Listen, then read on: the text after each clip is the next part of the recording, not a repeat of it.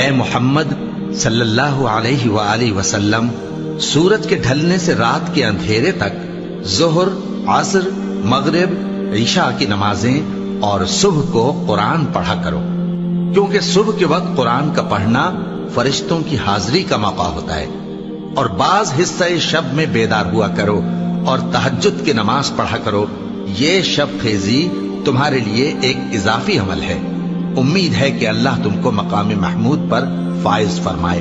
اور کہو کہ اے پروردگار، مجھے مدینے میں اچھی طرح داخل کیجو اور مکے سے اچھی طرح نکالیو، اور اپنے ہاں سے زور و قوت کو میرا مددگار بنائیو، اور کہہ دو کہ حق آ گیا اور باطل نابود ہو گیا، بے شک باطل نابود ہونے والا ہے۔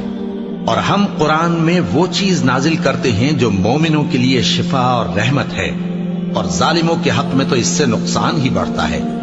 اور جب ہم